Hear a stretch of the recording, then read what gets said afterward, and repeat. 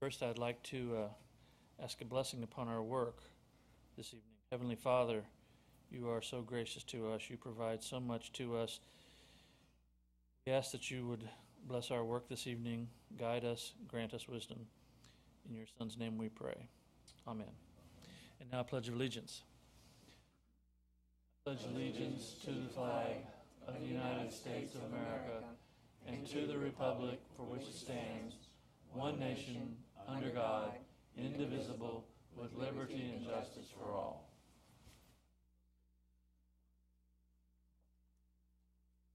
Thank you so much. I call this meeting of the Spotsylvania County Planning Commission to order. We have 100% attendance and thus a quorum. First item, planning update. Thank you, Mr. Chairman. I just wanted to draw everyone's attention to the fact that the second public hearing for this evening, Integrity Homes of Metro Washington, that's the Hill Farm rezoning, that is actually canceled. The proposal included a roundabout concept. The applicant has decided not to move forward with that concept. Therefore, the project is moving on to the Board of Supervisors. It's scheduled for November the 12th, which is a Thursday at 6:30 p.m. for public hearing.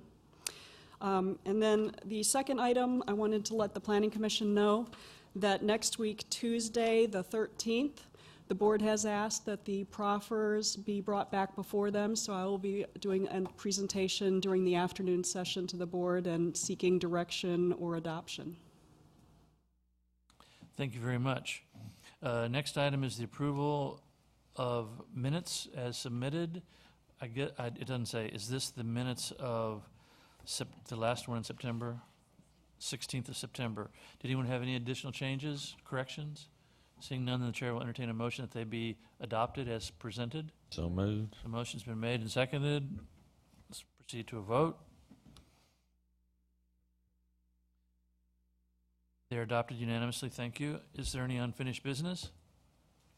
Seeing that none, then back to the first public hearing on the agenda, R140012. Leon, what's the latest? Good evening, Mr. Chair. The latest is, as you noted, this public hearing was left open from the Commission's September 16th meeting to address issues raised by the Commission and staff. And just to orient everyone and refamiliarize them with the case, I'll note some broad aspects of the case and the amendments to the proffers.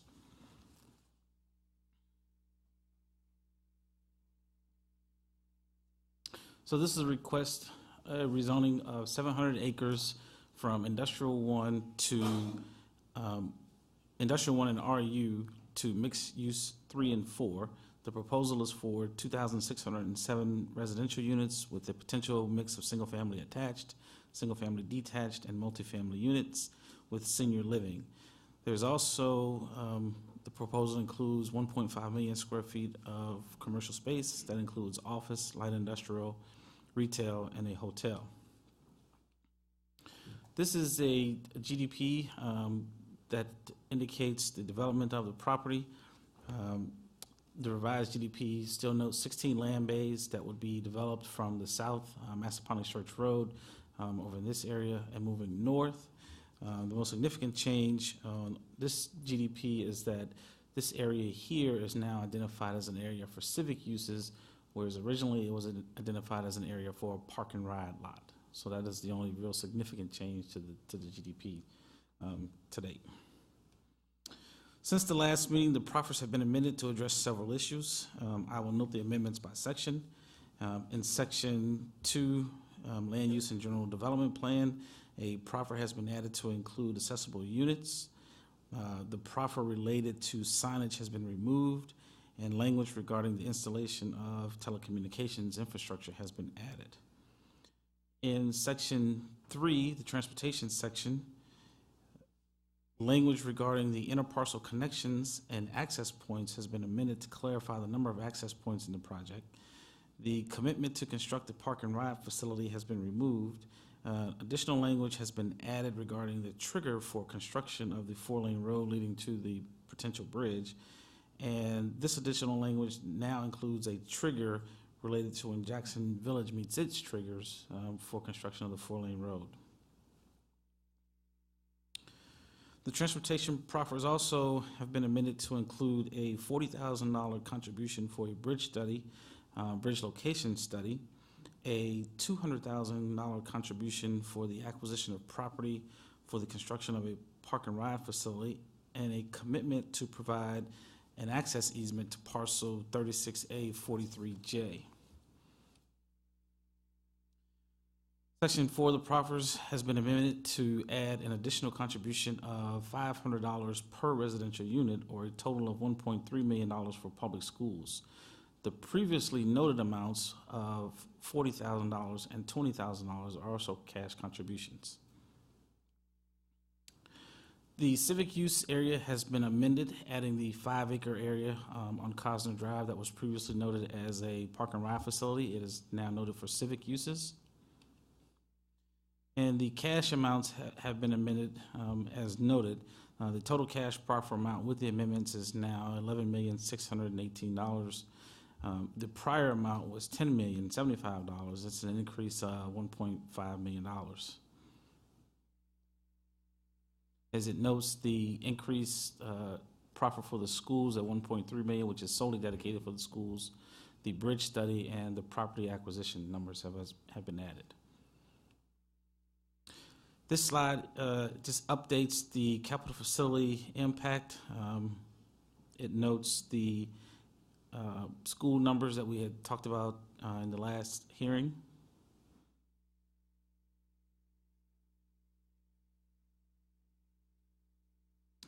This is this fiscal impact model. We ran it with a mix of uses noted on the GDP, and it provides an annual benefit of $2 million per year. With only residential units, we ran it and it provided a benefit of $886,000. With that, which would in terms be the worst case scenario, if you would, the project would still pay for itself in 13 years if it was a solely residential project. The applicant's proffer statement has several items that need to be addressed before the county attorney can approve them to form. These items have been communicated to the applicant, and they have agreed to address them, and actually sent this afternoon some language to address some of the concerns that were raised. These items include how the ownership is noted in the proffer statement, clarifying the standard for the easement being granted to the adjacent property, the determination of what civic uses may be permitted on the new civic area being dedicated, striking language that should not be included in the proffer statement, clarification of language related to terms of commercial footprint or commercial space, clarifications regarding how the access points are noted on the GDP, clarification of language related to new triggers for the bridge construction and the termination points of the 4-lane road, the timing of when the contributions will be made for the park and ride facility and bridge study, and clarification of notes on the GDP that relate to the vacation of the right-of-way. As I noted, the applicant has already provided some response to some of these items. And so with that, the staff's recommendation is, from a land use perspective, we support the case. However, as noted, there's some outstanding issues with the proffer statement. And therefore, if the commission makes a recommendation tonight, we recommend that the motion note that the proffer statement be amended prior to the Board of Supervisors meeting to address any issues raised by staff, the commission, and the county attorney. And with that, before we proceed, Ms. Parrish has some additional information that she'd like to add from the previous meeting. Okay, thank you. At the last meeting, the Planning Commission asked for a report from the schools on their planning process. A representative from the schools was not able to be here tonight, but I have some additional information to share with you. The school board has hired Mosley Architects to look at school planning, school projections, enrollment, and come up with a plan looking out into the future, at least a 10-year plan related to school needs.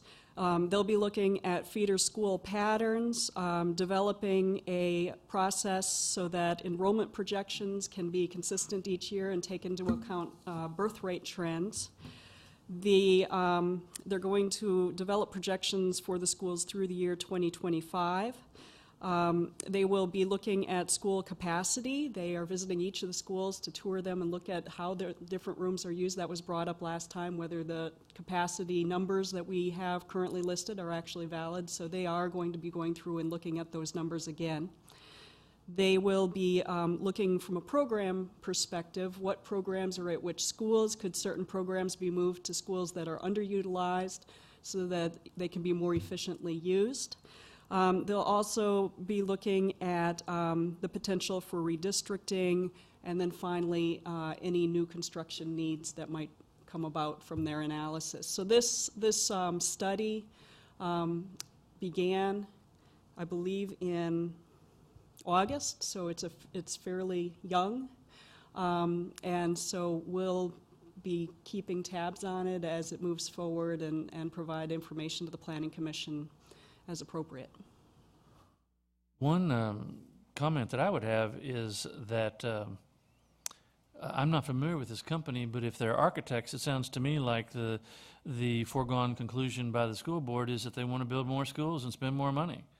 Instead of having, are these people going to go out and just come back with a study that says to hire them to build more schools? Mosley Architects, while the name is Mosley Architects, they are a multifaceted company. So I don't know that that's the assumption that we should make just from the name of the company. Okay. But yes, they have been tasked to look at this with school construction as the last alternative. They're trying to look at it from an efficiency standpoint from a program base. How can programs be shifted to better utilize our current capacities? Would also notice that among the items that you identified, redrawing school attendance boundaries was also at the very end, and that would seem to be where they might want to start. For what it's worth. Anything else? Thank you. Is that all that you had, Leon?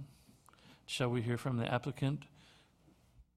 Mr. Payne, welcome. Thank you, Mr. Chairman. Charlie Payne, the law firm, Hersher Fleischer. We represent the applicant. I want to thank the Chairman of the Planning Commission for your time this evening. I want to thank staff for its time over the past couple of weeks in going through the Planning Commission's priorities and to address those. I will be as quick as possible on going through real quick just to reiterate some of the points we made at the last meeting and just to add a little more to the proffer changes.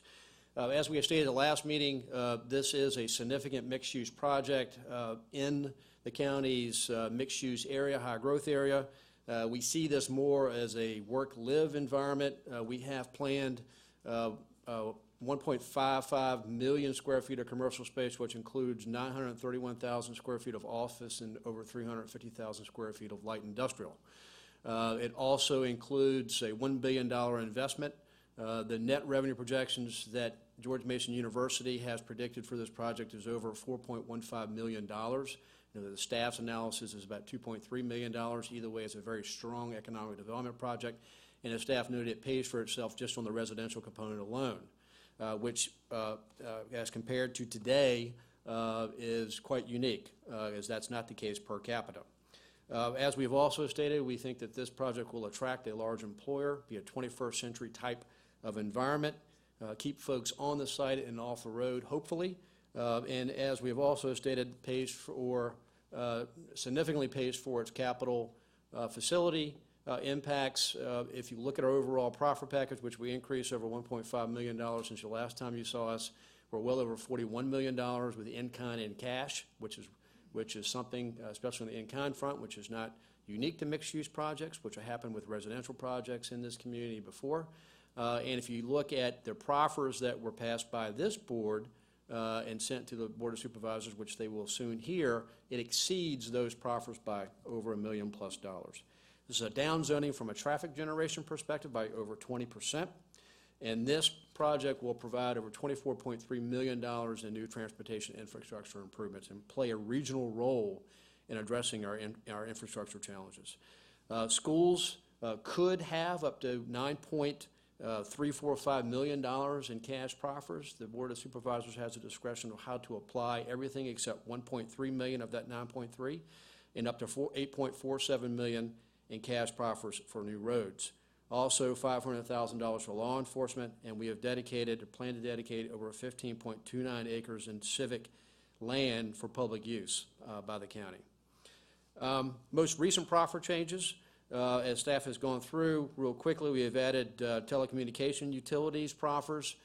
We were asked to drill into that to provide a little more detail as to what those utilities would be so that we'd ensure that the development would be a modern telecommunications environment, especially with the commercial component that we have with this project. That's necessary and absolutely necessary for the success of the project.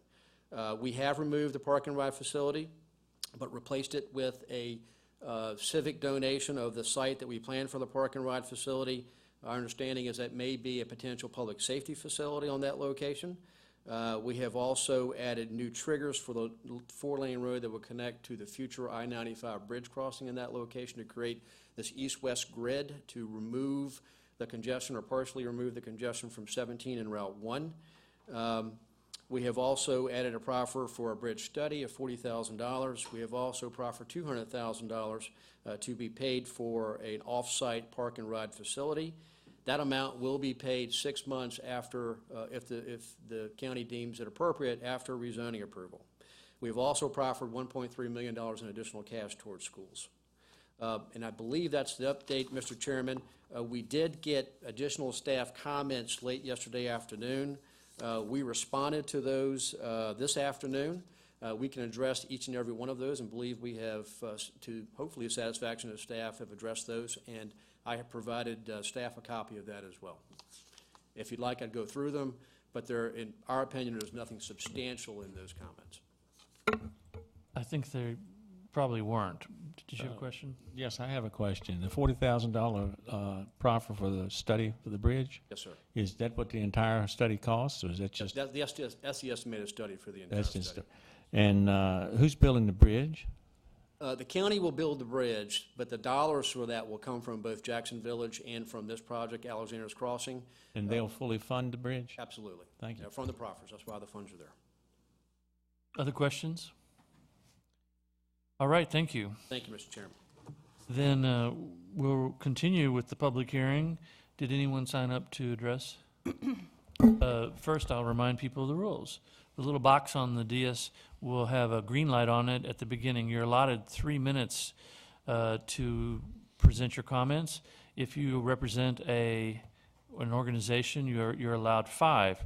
Please identify yourself with your name and address at the beginning, and then after 2 minutes, the light will turn yellow, indicating there's a minute left. So hopefully you'll start wrapping up, and then it'll be red, and then there's this little trap door that operates if it goes red and you disappear.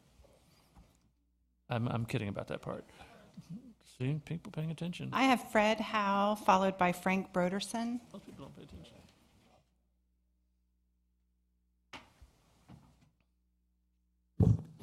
Brought my parachute. I have prepared comments to sort of stay in line within the 3-minute allotment. My name is Fred Howe. I live at 311 Cannon Circle in the city of Fredericksburg, 22401. Good evening, Mr. Chairman and Commissioners. First, I want to thank you for the opportunity to speak tonight on the Alexander's Crossing project. I'm a past City of Fredericksburg council member, having graduated off the council in July 2014. During my 4-year tenure, I served on numerous regional boards, commissions, working with other local elected officials, tackling the many challenges we face daily. Growth coupled with economic development are the lifeblood of any thriving community, because if you aren't growing, you're dying. It's the same for me as a small business owner. First, I'd like to address the smart growth coupled with much-needed economic development in the case of the Alexander's Crossing project.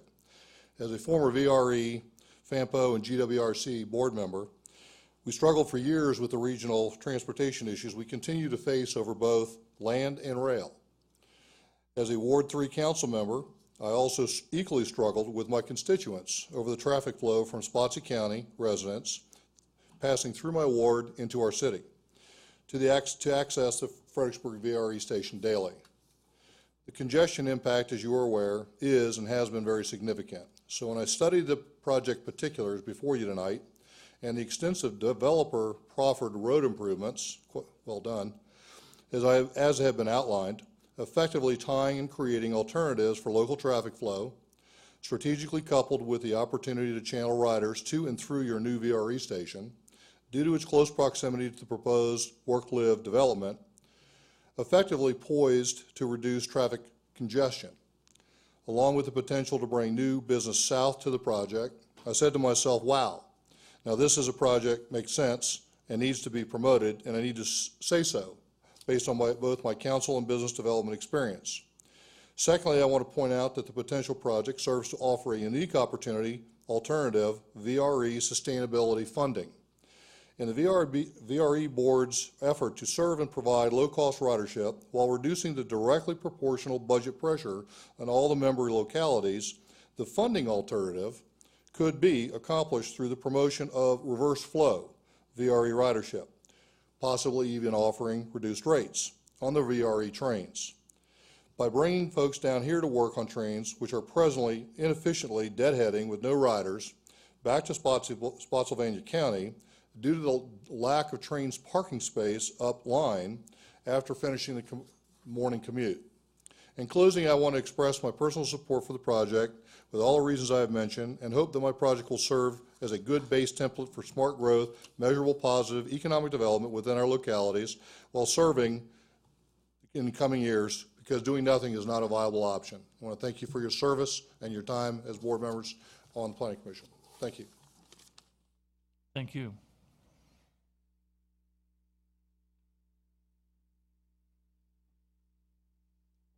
Good evening, I'm Frank Broderson, 5320 West Felipe Place in the Battlefield District. Appreciate the opportunity to speak to you this evening. Alexander Station is proffering land with a restricted appraisal produced by Maryland appraiser Oakley Thorne. That appraisal notes the value opinion is based upon a hypothetical condition. MAI appraisal standards define hypothetical condition as, quote, please listen, one that is presumed to be true even when known to be false. Spotsylvania has experienced, competent, ethical MAI appraisers. One wonders why it is necessary to employ a hired gun from out of state. Mr. Stuber, we appreciate very much your response to public comments. Tonight, please tell us if the Planning Commission has requested a real market as donated, as received appraisal. At the very least, it seems to me that instead of accepting a hypothetical make-believe appraisal, you could ask staff appraisers for their opinion as to the current, the real market, the as donated, the as received value of that land. Or, why do you think accepting a known to be false appraisal is in the best interests of Spotsylvania? When submitting this rezoning request, the applicant's cover letter said, quote, we are evaluating a second proffer concept which may lead to the attraction of a large employer, close quote. Mr. Payne, in your rebuttal, could you please tell us who that prospect was and what part transportation issues played in their decision? Who was looking, and what part did our transportation network, or lack thereof, play in their decision to go elsewhere? The Planning Commission should evaluate the impact of this project as part of the other 17 developments that have been approved in less than 4 years. When we add to the previous developments required improvements, we will have to build a mandatory park and ride, the I-95 bridge to Jackson Village, and sped in 2007 $60 million to improve Massaponack Church Road. Increased taxes will obviously be necessary. Thank you. Appreciate your listening. Thank you. Did anyone else wish to address the commission related to the application? Please do come forward and state your name and address. Welcome.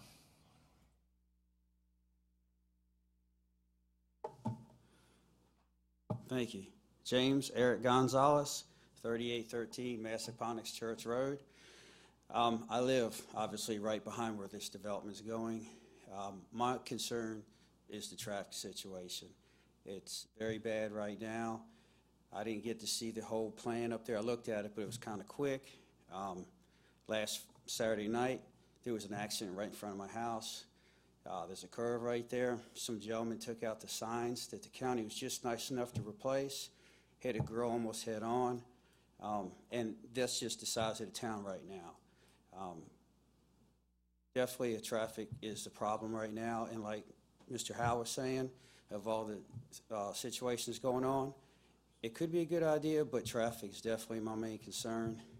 People right now don't know the road too well, and they travel on it too fast, and it's a very big concern of all of ours. That's all I have to say. Thank you. Anyone else? Very well, then, the public hearing is called to a conclusion, and Mr. Payne, if you wish to respond to some of the comments, we welcome. Mr. Chairman, thank you. Charlie Payne with the law firm Hersher Fleischer, and we represent the applicant. Just real quickly, as I stated in our my previous comments, this project's in sync with the long-term planning for this particular area, and this is a long-term project. I know there are some traffic challenges today that folks have experienced. We understand that. We recognize that. We're playing a role to address those. Obviously, helping to address those will help our project. So we feel like we're a partner in that process. So I just want to make it clear, again, this is not a project that's going to happen overnight. This is something that's going to take well over 19 to 20 years to be complete. In regards to the appraisal, there are local appraisers, both of which that I'm well aware of work with the county, and they were uncomfortable about having to provide an appraisal where they do work for the county in a public hearing process. So we did go to another appraiser. He's a certified appraiser, certified to practice in Virginia. The comparables speak for themselves. He signed off on it in regards to his certification as to what he believes the highest and best value is for those sites. Obviously, given its location near the hospital, given its future land use, its mixed use is its highest and best use, those values are higher. Could you remind us what that amount was again for the public? Give me 2 seconds. I can't. It's the 10.29 acre site is 4.1 million, and the 5 acre site is 1.92 million. Thank you. I can't comment in regards to employers, large employers that we are seeking to come here. I assure you none have left or stopped listening to us, just for the record. And Massaponax Church Road, we know it's a challenge. It is planned for a future 4-lane road. Obviously, this project is attempting to set up a grid system. As we have discussed before, the Jackson Gateway interchange has been taken off the table by VDOT. That was planned for that particular area, which gave rise to the bridge crossing, which has created, in many ways, the grid, the transportation grid that's on the Alexander's Crossing side, connecting to Kaiser's Corner, Hospital Boulevard, future connection, and eventually across 17 and to Spotsylvania Avenue going north to create another north-south lineal connection, and going west Massaponax Church Road to get to 17 and to the VRE. So that is planned to create this grid process to keep folks from having to go to 1 and 17 to the congested areas and to eliminate those impacts. Hopefully that addresses all the issues that were raised this evening. I'm happy to answer any questions you may have, Mr. Chairman. If it pleases the chair, I just want to clarify at some point. You will in the future some point in the future, be addressing the existing traffic situations this gentleman brought up in the process of developing your project?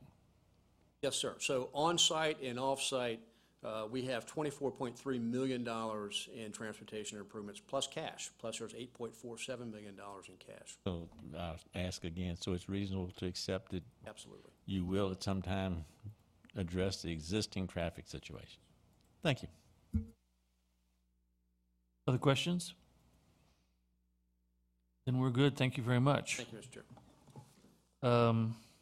This has been an application that has been thoroughly vetted. Again, thank you to the staff for their work on this, and thank you to the applicant for their flexibility and their responsiveness. At this point, then, we are at a point where I will entertain a motion related to a recommendation on the application. Mr. Poulos?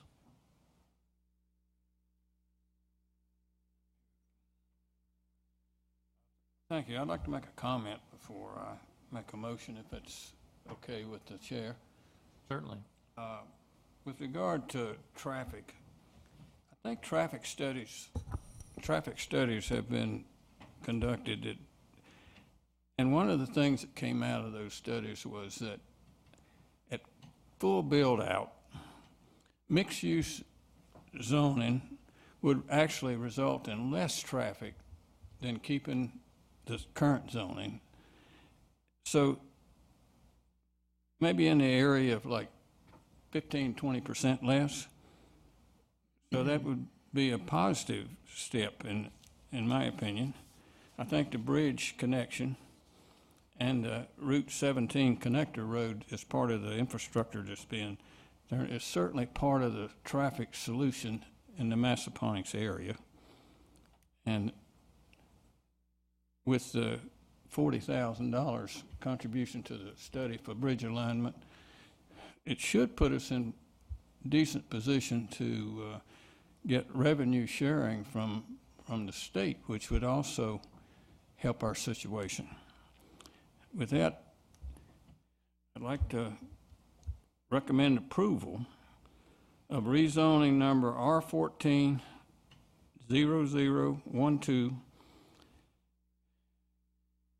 with changes to address issues as recommended by the staff tonight, and that the proffers be amended prior to the Board of Supervisors hearing to address those concerns of the staff, Commission, and the county attorney.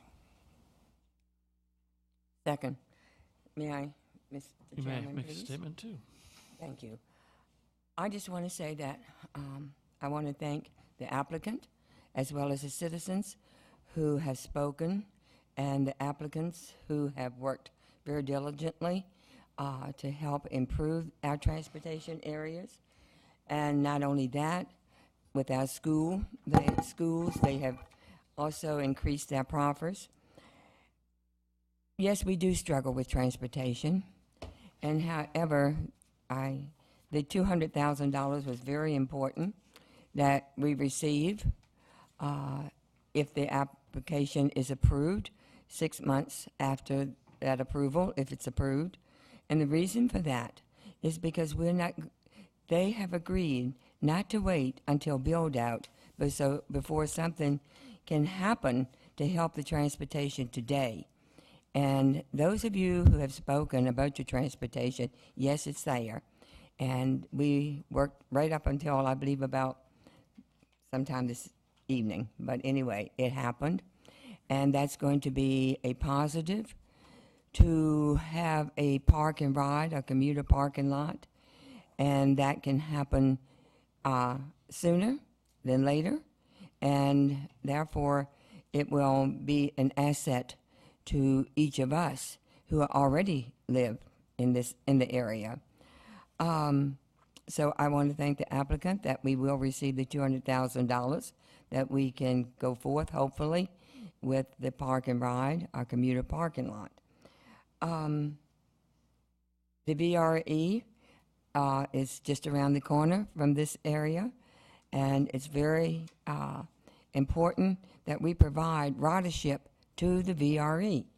That takes the traffic off of Route 1, and you have a transit system. And whatever kind of transit system that will be in place will certainly be a help to each of the riders for VRE. And I know that at the last public hearing, there was a concern about schools, and I believe that with the increase that we have now, it would certainly help to that the burden will not be as bad on our citizens, that they will see a positive, and that this all will pay for itself.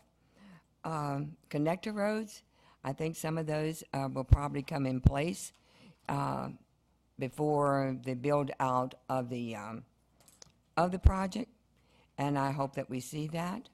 And I believe that the applicant will certainly continue to work with the county for some of this to happen, not all of it. But again, I just want to thank you for what you've done, and I want to thank you that things will be better in Spotsylvania County, and that some of this is up front, and that's what's so important. And again, thank you, and thank you, Mr. Chairman. Certainly. Anyone else with comments? Then before we proceed to vote, I would also like to add a few remarks, reiterating first what Mr. Bullis said about the by right alternative to this. The county could have had an industrial build-out at that site that would have not contributed anything to the regional transportation system. And that would have clogged it far worse than anything that we could begin to imagine. The other thing is that when we started this process of having the mixed-use option for rezoning, we envisioned exactly this type of project. And the financial benefits to these projects when there is a commercial entity component to it is substantial. But this particular mixed-use application actually has a record amount of cash proffers in addition to substantial infrastructure improvements. Additionally, the proffer of having senior housing that will be accessible, as well as other lower cost rental properties, will give flexibility to families and workers in our community. I think this is a remarkable project, and that I think it will be a great neighbor in our community. So I intend to vote for this, and I believe then we should proceed to a vote. Without objection then. A vote yes is recommending to the Board of Supervisors approval of this application as amended and completed. Someone hadn't voted. There we go. The vote is 6 in favor with 1 objection, a no. So it will go on to the Board of Supervisors. Thank you very much, everyone. The next item on our agenda is the Capital Improvement Plan Conformity Review.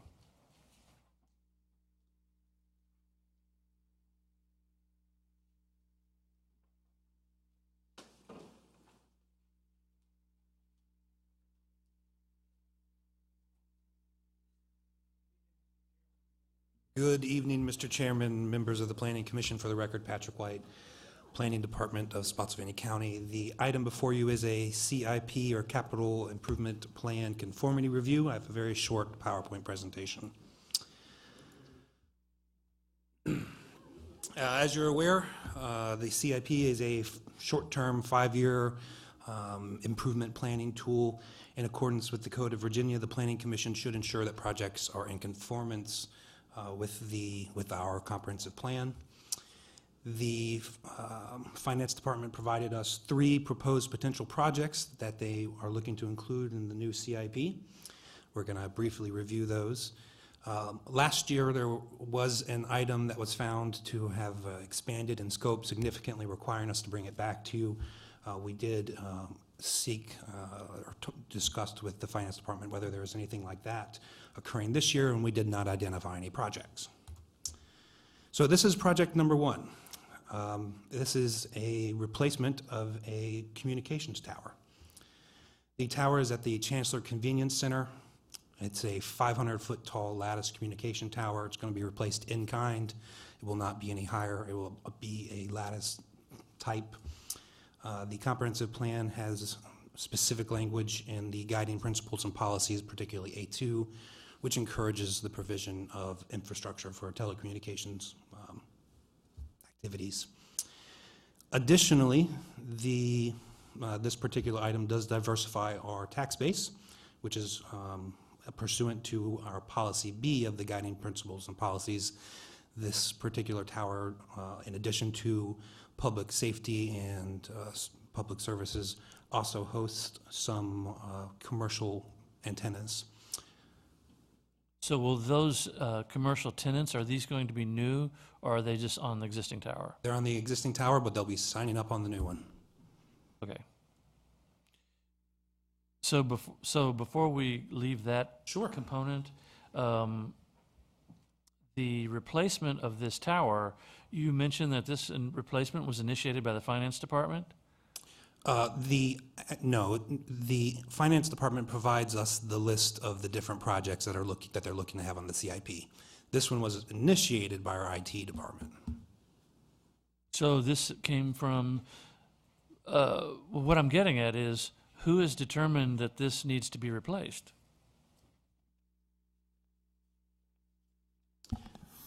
That would, I presume the answer to that would be our IT department. According to the information sheet that they provided us, the tower was built, let's see, it's actually in my staff report. The tower was built in 1996. They identified it as being not able to be structurally upgraded enough to keep it, and thus recommend replacing it. So did they, I'm not an engineer, but I presume that there must be some kind of determination process. 19 years does not seem to be a very old structure. Well, the cell phone towers are built to, they're pretty strictly regulated by this code, the ANSI code. I could certainly talk with Jane and see if we could get some more information on what specifically it didn't have, or particularly why it couldn't be upgraded. Right, but I kind of take it on face value that when they say it can't be upgraded, that. Well, you know us, we're not people to immediately take things on face value. 19 years old does not seem to be that old. I think that rather than taking, I mean, again, I know that this is one of those things where we're supposed to comment about it in relation to its land use capacity, but sometimes I wonder who in the county is asking questions about, is it really needed to be replaced? Not some government bureaucrat who looks at some schedule and says, oh, it's going to be 20 years old soon, we better replace it. So that's why I'm asking this question, I think that's a legitimate question. Is it a legitimate expense? Is it needed? Because I presume this is, what, a couple $1 million? Mm-hmm. Yeah. At least one. At least $1 million. That's a lot of money. Mr. Chair, I have some questions, if it's okay. Well, absolutely. You know more about this stuff than me. You climbed on those towers. Thank you. Listen, some years ago, there was talk about this particular tower being replaced with a more powerful unit. Some years back, am I not mistaken? I can't say that. I'm not aware of It had been that. blocked for a long time. Actually, it was supposed to be a taller tower, and it was going to be more room for more vendors. That's an old plan. I don't know whatever happened to that. Can you? I do not find know out? anything about that old plan either. But this tower is just a replacement of the one that's there? That's right. It's no better? Well, I mean, it would meet today's tower construction today's- standards. I know half the bridges in America wouldn't meet today's standards, but they passed standards years ago, and people still go across them and use the devil out of them. Is this thing showing deterioration, or is there physical evidence that this needs to be replaced, or is it just somebody's recommendation wants to build another $2 million tower in my county? According to their information sheet, replacing the tower will mitigate risks due to structural integrity concerns and greatly improve safety.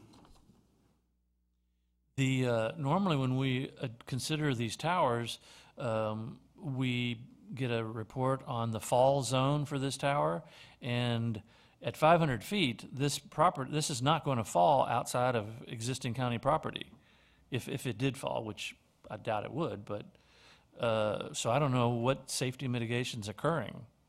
We're making it safer for the trees not to be have something fall on them. For 2 million, whatever it is. I think we would be better served if we, with all due respect to your excellent report, we might be better served to hear from someone to give us a direct explanation of the value of this. Yes, Ms. Reeve indicated that we could gather up your questions this evening, and then if you're, I was just looking at the schedule related to the CIP. It is going to be presented initially to the Board of Supervisors next week, Tuesday, but they're actually not scheduled to finalize it for adoption until November the 24th. So we do have some time.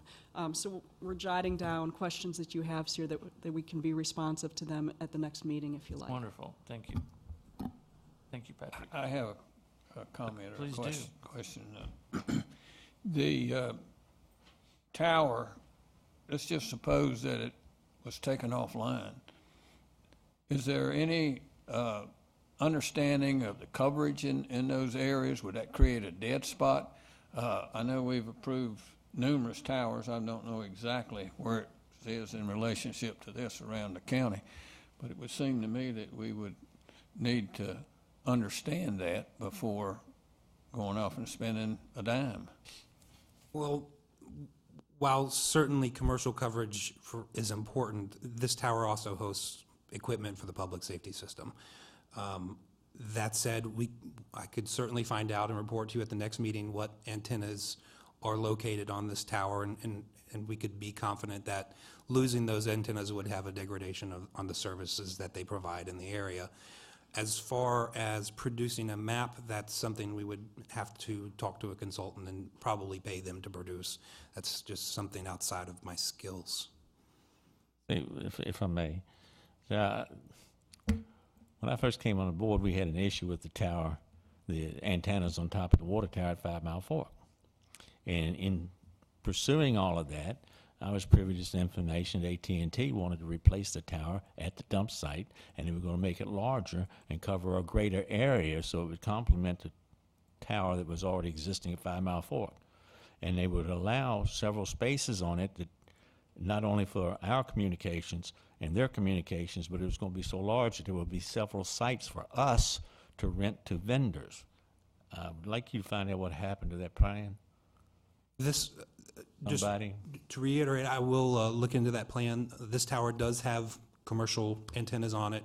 The county does receive approximately $210,000 annually due to this tower. But yeah, I can look into. I will I mean, it was find supposed that to be plan. expanded and create more revenue, and I just don't know what happened to that. Okay. I We'll look around. understand there were certain people were blocking it back in the day and were holding it down. But I never found out what happened with this thing. Thank you. Thank you. Can I have one more, Certainly. Nickelback?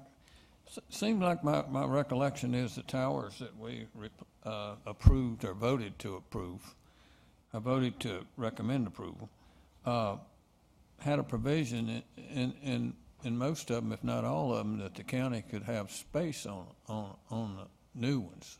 I don't know what the ones that's already there, if that was something that they could do or not, but it seems like that ought to be in the thinking process of finding out if it's really necessary. All right. Yeah, in fact, I think he backed into something there. The perhaps an alternative would be to have a third party construct it from the private sector and have them own it, and then instead of the county collecting rent, have the county just get free space on it. Like it's, in other words, have one of these community cellular companies develop it, build it, replace it if that's what's necessary. And because they have advantages of private sector financing that the public sector doesn't have, in that they can depreciate it and they can have a better tax situation than if we owned it. We don't pay taxes, so we don't have the benefit of depreciating the structure. So another thought. Yeah, what happens to that $210,000 we're getting every year? But then we won't have to pay the $2 million to build it. We get that money back in 10 years. Well, let's consider all alternatives. Item 2. Item 2 is an item from the public safety aspect. It's for the site acquisition and design of a future fire and rescue station, also known as, or now known as, Fire Rescue Station 12. There's not a particular address yet, but it is proposed that this station be located in the general area of Route 1 in Massaponax Church. This particular item allocates funds for site acquisition and engineering. The comp plan's public facilities element clearly references siting a fire station or a rescue station near mixed-use centers and also locating them along or at properties with quick access to major arterial roads. Also within the fire station section of the public facilities element is a specific reference to potentially for land acquisition in the Massaponax Church area. Patrick? Yes, sir. Didn't I just hear in the previous application, same general area, land reserved for a fire rescue station? And I think there's one over, I get the numbers confused, but isn't there one under construction over closer to the VRE station? Yes. I mean, That's number 11. Yeah, number 11's already, so 11, as the crow flies, is what, 2 miles from this site? Probably a little, probably further than 2 miles. I don't think so. No? And As the you're crow right. flies. He's yeah. Mr. Newhouse, excuse me, if you would. Exactly right. But that proffer was also for civic use, which could be a fire station or, et cetera, whatever the county, would see fit that they would like to put there. And that was my question, when that came up. We already have one at the VRE station going up at this time. And in close proximity, is that exactly where we would want it? Or would we rather go down to the Massaponax Church area, Route 1, Post Oak area, which is further down at that time? okay, so what's the status of this particular? This particular station?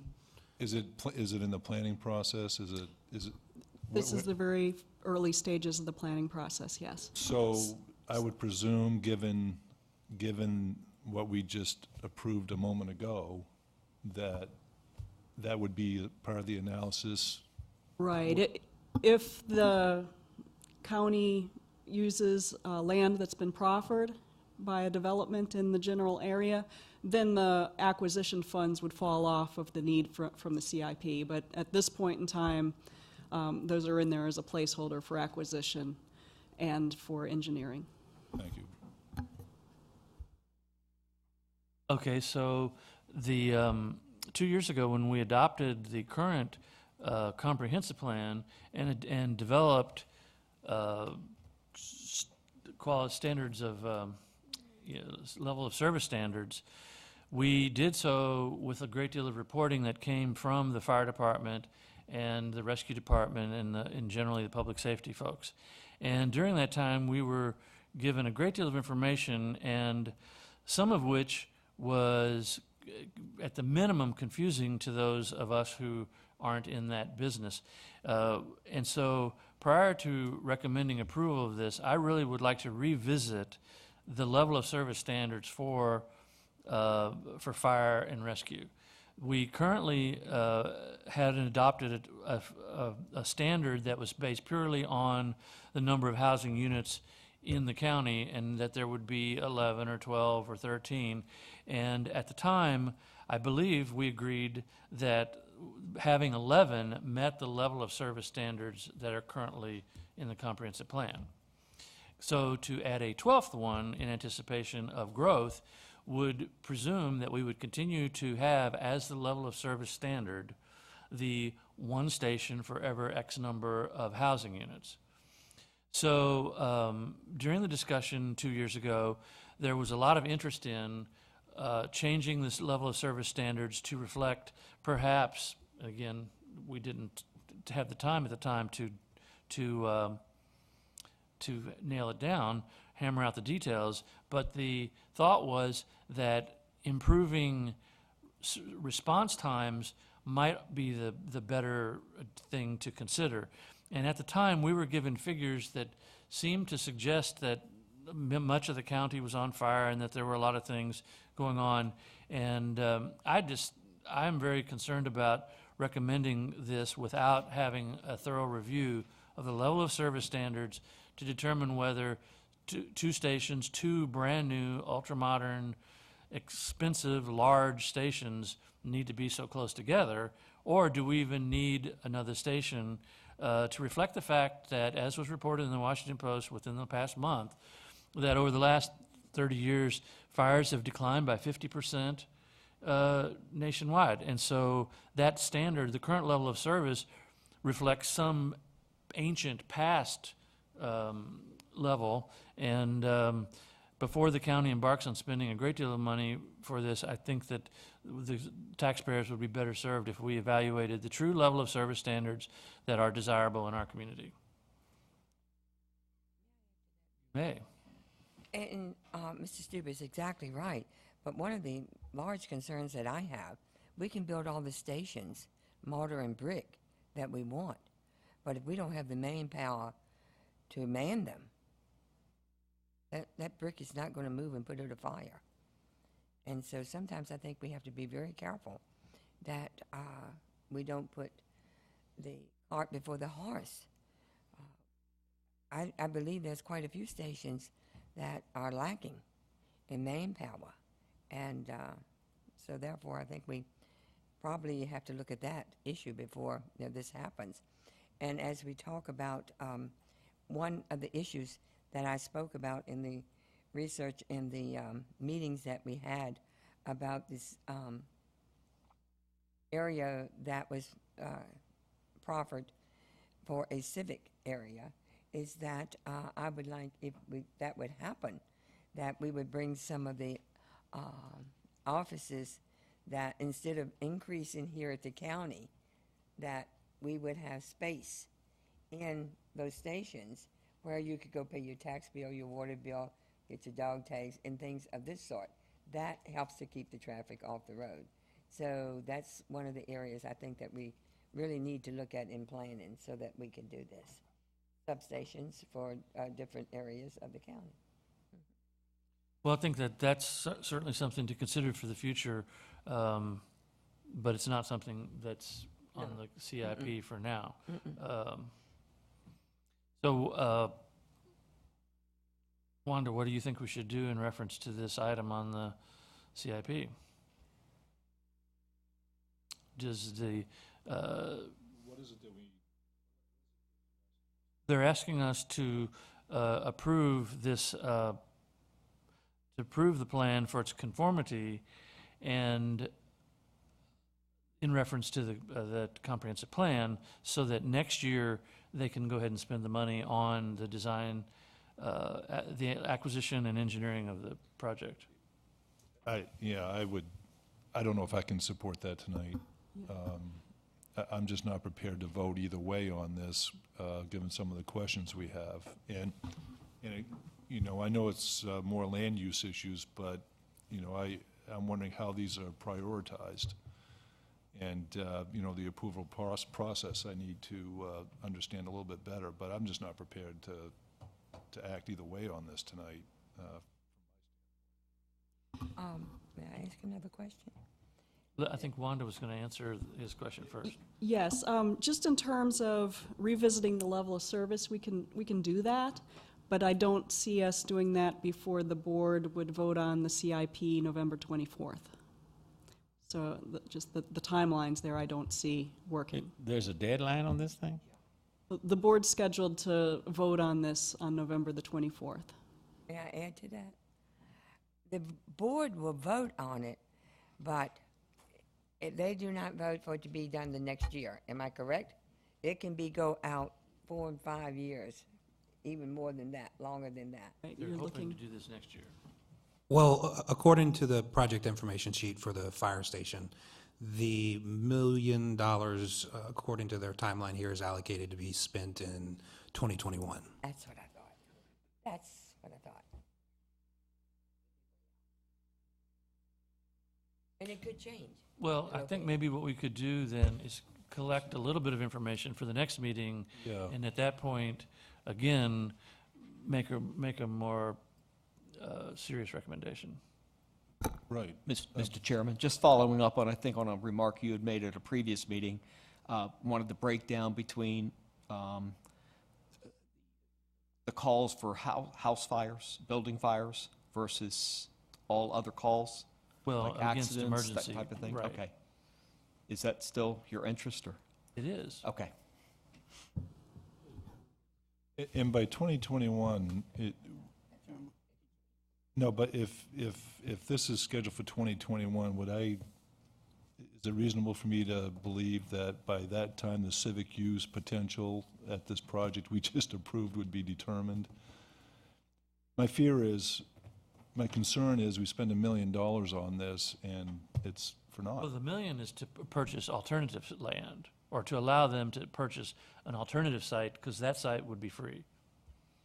But that Correct. site also would be well less than 2 miles from Station 11. Correct. Yeah, Would even okay. be closer.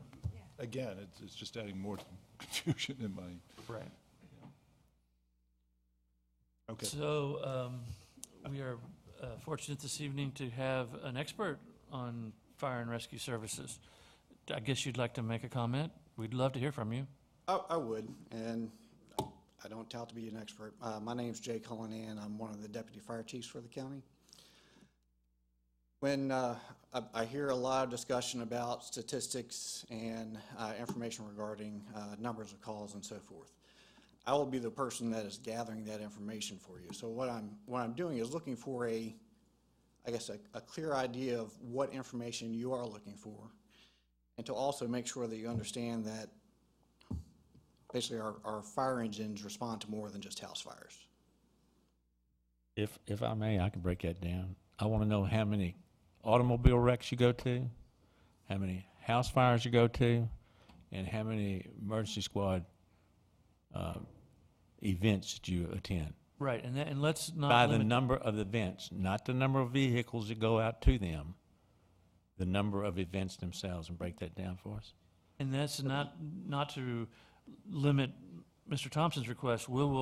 Anyone else who has a request for information, let's funnel it through Wanda so that she can make one single request instead of. Right. I think the key problem in the past is there's been requests for information regarding statistics. And whether it has not been a clear communication on the commission's part or misunderstanding on our part, one or the other. We're just trying to open that communications link up so we can actually provide the information that you're really looking for. Was I clear enough? I'll actually need to break that down a little bit more. Okay. Those are actually really broad categories for what we I respond know to. there's 40,000 different kinds of car wrecks you go to. I just want to know how many of the events actually happen, regardless of what's involved. You know, and another policy question might be to consider exactly the way we approached the review of the comprehensive plan, and that was where we said, what were the state mandates? We don't have, again, the expertise in your field, but we want to know what's mandated, and someone told me, I guess it was in the last day or two, that they thought it was some kind of law that required a fire truck to be dispatched to every accident. And I don't know if that's an ordinance, a policy, a state mandate, or a federal mandate. And I think that it's confusing to the taxpayers when they read that there's these tens of thousands of incidents or tens of thousands of units dispatched every year in a county. And I think people read these statistics and they become upset. And more, as we hear from the public in these meetings and elsewhere, the public expects the government to do everything for them, to protect them against everything. And I think they have a false sense of security when they think that a fire department or a rescue unit is standing by within minutes to protect them from whatever calamity befalls them. So I think that's what we want to do, is we want to nail down these statistics and have them understand exactly what they're paying for and how they get to that. So that's been our objective. And so to the extent that we can have answers in the next, is it 3 weeks? 2 weeks. Yeah, the next 2 weeks, that would be great. And we'll funnel additional questions through Wanda. Thank you. We have one more item. The third item is for the renovation and the expansion of Cortland High School. The item would include the addition of new classrooms, laboratories, and a fine arts department.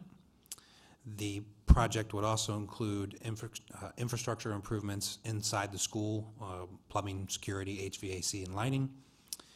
The comprehensive plan expressly states that the schools should look to construct additions to existing school facilities before constructing new. I think we can all agree on that. In summary, staff's presented these 3 cases to you, and if there are any of them that you could support tonight, we'd be happy to take those. Otherwise, we will come back to you at the next meeting with the information you've requested. One question, is Cortland High School beyond capacity at this time?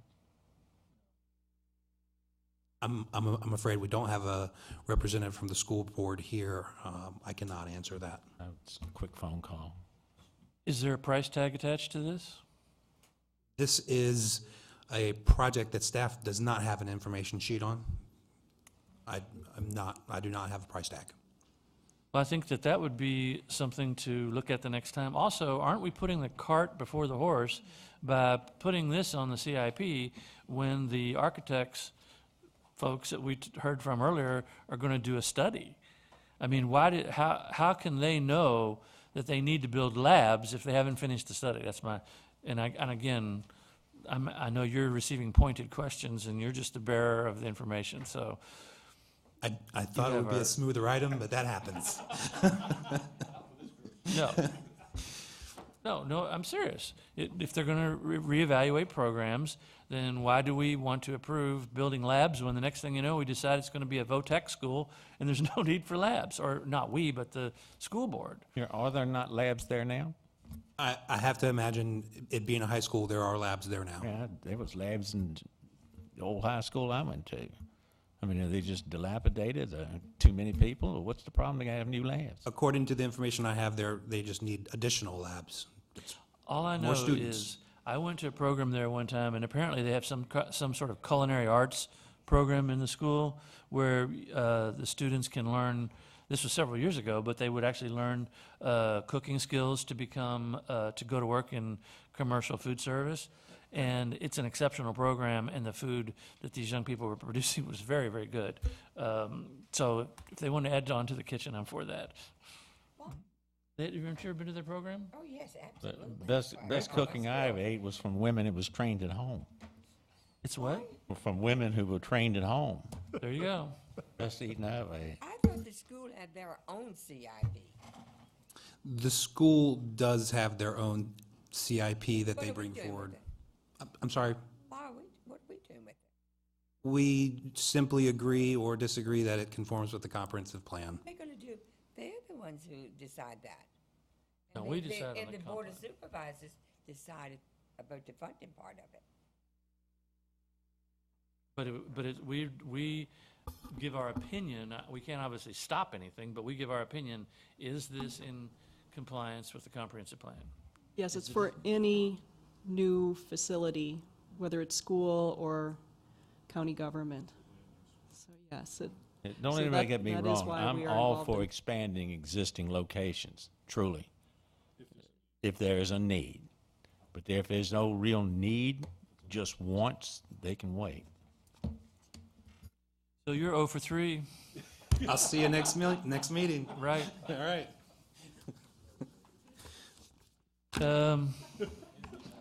Anybody else want to throw anything at him? Oh, absolutely. I think we should. I think you should. Well, and I appreciate that the fire and rescue folks did send someone. Yeah, they will hear from us. Jane should be here. Could we get a rep from each one of these? Could we get a representative in case we have another discussion? I believe we can, sir. Okay. Next item on the agenda is new business.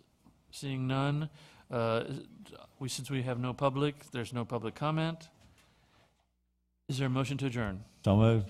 Second. Motion's been made and seconded. Please proceed to a vote. The vote is unanimous, 7-0 in favor of adjourning, so the meeting is adjourned.